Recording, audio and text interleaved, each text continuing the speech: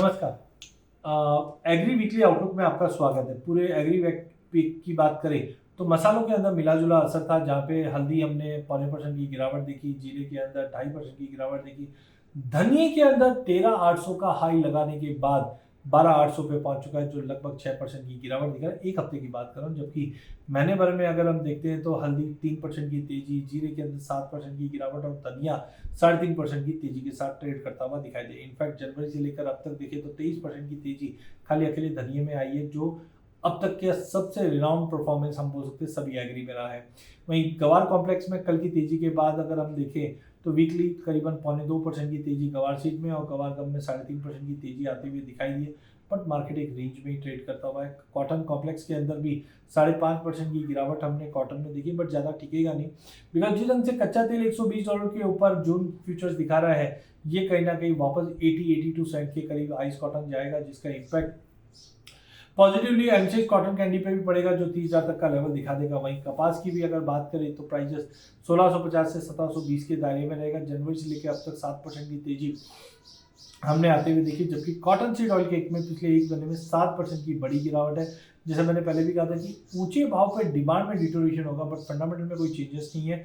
Prices 3300-3320 का support लेता हुआ दिखाई दे रहा है। पिछले हफ्ते भर में गिरावट आई है, बट बहुत नेग्लिजिबल थी, 1% की। वहीं मेंथा और कैस्टर की अगर बात करें तो मिला जुला ट्रेड ही प्राइजेस के अंदर बनता हुआ दिखाई दिया। कैस्टर में भी हमने करीबन पिछले एक महीने के अंदर प्राइजेस को साइडवे ही ट्रेड होते हुए देखा है।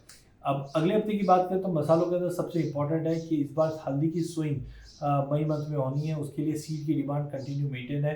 एफएमसीजी डिमांड भी ठीक ठाक है, लेकिन एक्सपोर्ट की डिमांड पिकअप नहीं कर पा रही। एक बार सीज फायर की न्यूज़ आती है तो एक्सपोर्टिंग कमोडिटी को अच्छा बर्स्ट मिलता हुआ दिखाई देगा। अगले हफ्ते के लिए 15,200 के करीब लेके चलिए। 14,600 का स्टॉप लॉस लगा लीजिए। ध्यान रखिए 16,200 के ऊपर निकलता है तो फिर से हम 16,870 का लेवल देख पाएंगे, बट बंदी दिखती नहीं है। आईएमडी ने जिस ढंग से हीट वेव की अलर्ट दी है, उसमें हार्वेस्टिंग का काम तो देखिए पूरा हो चुका है, बट वीट को थोड़ा असर पड़ जाएगा। लेकिन अल्टीमेटली सोइंग के लिए डिले हो सकता है, जिसमें कॉटन, कैस्टर और हल्दी पे नजर रखिए, क्योंकि अगर थोड़ा भी डिले होता है तो इसमें एक स्पाइक आता हुआ दिखाई देगा। जीरे के अंदर भी अराइवल हो चुकी है, सारी प्राइस में दबाव था, बट साइकोलॉजिकली 20,000 का लेवल तोड़ता हुआ दिखाई नहीं दे रहा। तो अगले हफ्ते में 20,200 पे लीजिए, 19,600 का स्टॉप लॉस लगा दीजिए। ध्यान रखिए अगर 21,200 के ऊपर निकला तो ही हम अच्छा स्ट्रॉन्ग रिवर्सल देखेंगे, नहीं तो मार्केट दायरे में रहेगा। धनिये के अंदर वैसे स्ट्रक्चर तो ठीक ठाक है, लेकिन लग रहा है एक बार 12,200 तक का लेवल दिखा दे, वो एक एंट्री का लेवल है। करंट लेवल से भी लेके चलिए, कोई तकलीफ नहीं है, बट 13,100 के ऊपर की क्लोजिंग आए तो और थोड़ा स्ट्रॉन्ग मूव बनेगा। गवार शेयर गवागम रेंज बाउंड है, सेल की सलाह नहीं है। 5680 5700 अच्छा लेवल है लेने के लिए। 5,900 के लिए गवार गम में 11,000 के आसपास लेके चलिए। 11,750 के ऊपर अच्छी तेजी बनेगी, बट ये काउंटर में अवॉइड कीजिए शॉर्ट।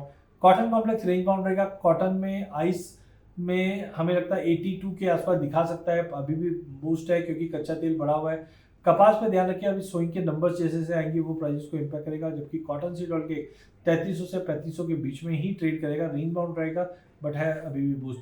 मेंथा के अंदर हमने देखा राइवल सब धीरे धीरे बढ़ने स्टार्ट हो जाएंगे, जिसका दबाव दिखेगा, लेकिन 990 1020 के बीच में ही मार्केट मूव करेगा। लेकिन कैस्टर में नजर रखिए, स्विंग का डिले कहीं ना कहीं प्राइसेस को सपोर्ट कर जाएगा। वैसे भी 6470 के नीचे जाना नहीं है। हायर साइड पे मुझे लगता है 6540 के ऊपर अगर निकला तो 6600 का लेवल भी दिख जाएगा, बट कोई भी ऐसा जिस्ट नहीं दिखाई दे रहा है। सभी काउंटर्स में market side to negative trade करते हुए दिख रहे हैं। धन्यवाद।